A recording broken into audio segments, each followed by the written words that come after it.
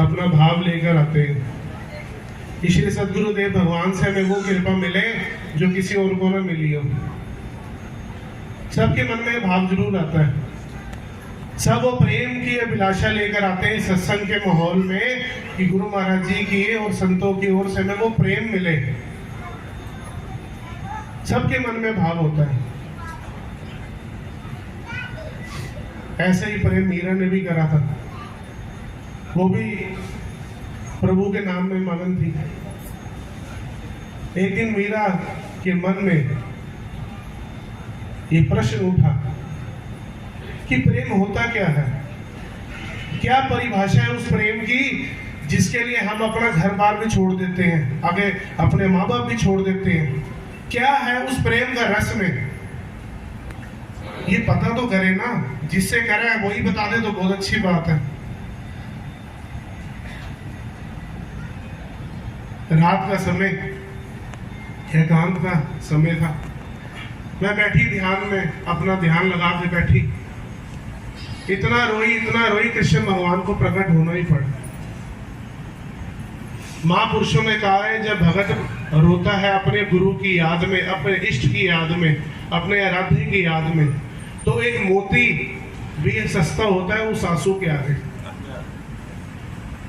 लोग हजारों रुपया, अरबों रुपया, लाखों रुपया लगा देते हैं मोती खरीदने के लिए, डायमंड की ज्वेलरी खरीदते हैं, लेकिन भक्ति मार्ग में देखा जाए तो उस आंसू की कीमत उससे ज्यादा है जो अपने इष्ट की याद में इन नेत्रों से आते हैं। उसने पूछा, भगवान कृपा करो, इतना समय हो गया है, अर्धरात्रि बीत गई है, अब आपको मेरी याद आई है। वो कहते हैं मैं तेरा प्रेम भूला ही नहीं था, मैं तेरे को देख रहा था। तो तू कितना सब्र कर सकती है प्रेम के ऊपर, तेरे प्रेम में कितना ठहराव आ गया है, कितना सब्र आ गया है, इसकी परीक्षा ले रहा था मैं आज। कृष्ण भगवान ने उनको वचन फरमाए कि प्रेम क्या है। उसने पूछा ना, प्रेम क्या है बताओ मुझे। वो कहते प्रेम एक ही वस्तु है सिर्फ। प्रेम का अर्थ ही है कि देना। जो प्रेम करता है किसी से भी, चाहे अपने इष्ट से करे, चाहे अपने प्रेमी से करे, जिस दिन वो उससे लेने की अपेक्षा रखेगा ना, वो प्रेम मोह में बदल जाएगा। जब वो प्रेम मोह में बदल जाएगा, वो प्रेम की राह ही दूसरी हो जाएगी।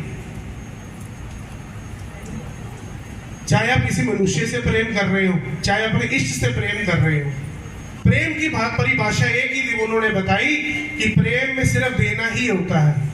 कभी भी मन में जब भी भाव आ जाए कि हमें अपने गुरु से कुछ चाहिए, तो आप समझ लेना आपका मार्ग बदल चुका है।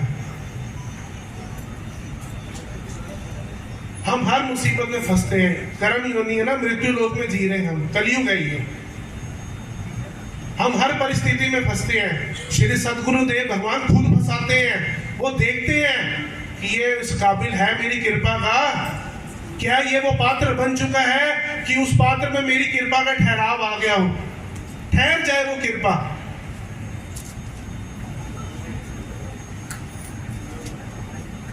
कई बार देखा गया है जीवन में ऐसी विडंबना खड़ी हो जाती है कि गुरु को वचन को हम क्रॉस करके दूसरी ओर निकल पड़ते हैं।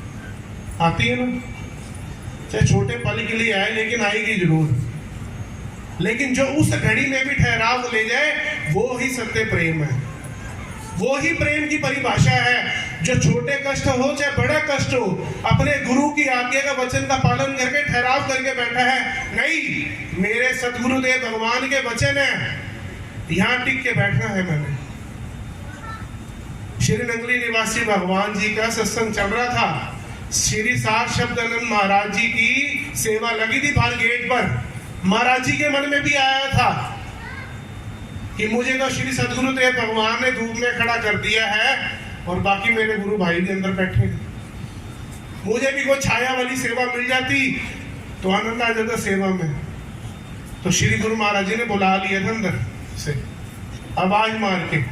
सत्संग में उनकी इस मनोवृत्ति का चिंतन कर दिया था, बखान कर दिया था कि घबराओ नहीं, ये सेवा करी हुई तुम्हारी व्यर्थ नहीं जाएगी। उनसे क्या छुपा है? जिस प्रेम के लिए मीराबाई सारी उम्र भटकती रही, वो आज हम सबके लिए एक मिसाल रूप है। श्री सार शब्दानंद महाराज जी, श्री नंदयात्मानंद प्रभु जी महाराज जी मिसाल है हम सब के लिए।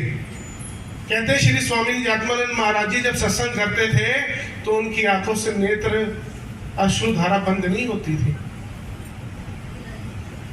एक दिन एक माई थी, बुजुर्ग सेवा में थी, रोज उनकी एक ही सेवा थी, महाराज जी को रात को दूध का गिलास देना है। श्री नंगली साहब भी आई, मेरे को पुराने संतों ने बताया, वो श्री नंगली साहब भी रह के गई, काफी वर्ष महाराज जी की सेवा में रही।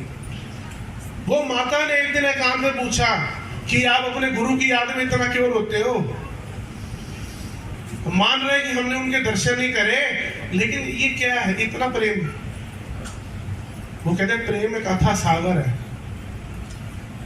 मुझे नहीं पता ये आंसू कहां से आ रहे हैं, मुझे नहीं पता अभी तक मेरे जीवन में ये भाव कैसे उत्पन्न हो रहा है जो मेरे आंसू बंद होने के लिए नहीं आ रहे हैं। तो ऐसी कृपा हम सबको भी श्री सद्गुरुदेव भगवान से मांगनी चाहिए और ये प्रण लेना चाहिए कि सदा निष्काम प्रेम श्री सद्गुरुदेव भगवान से करें। हम ये कर्म है ना हमारा, ये कर्म भूमि में हम हैं, ऐसा कर्म प्रेम का करें कि सतगुरु अपने आसन से स्वयं उठ के आ जाए। ये प्रेम ही तो है जो जागृत हुआ है इनके परिवार में। पहले पिता में था, अब पुत्र में आ गया है। ये प्रेम ही है जो श्री सद्गुरुदेव भगवान खुद आके विराजमान होते हैं और आदरणीय पूजनीय संतों को भी खींच लाते हैं और आप सबको भी इस घड़ी का लाभ मिल जाता है। ये प्रेम है।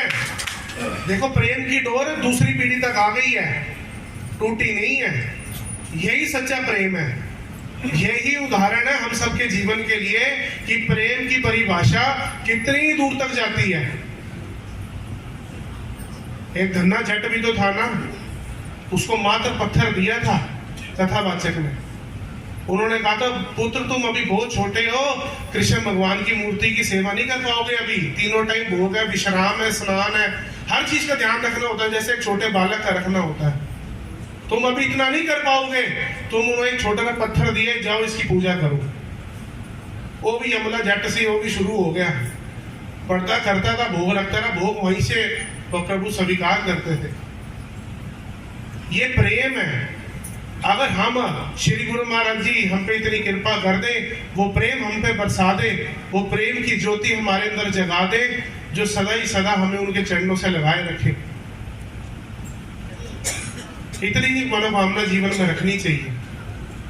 ये काम तो चल रहे हैं और चलते रहेंगे, कभी भी घबराए नहीं, बस सदा ही सदा निष्काम प्रेम की इच्छा रखे श्री सद्गुरुदेव भगवान के चरणों में।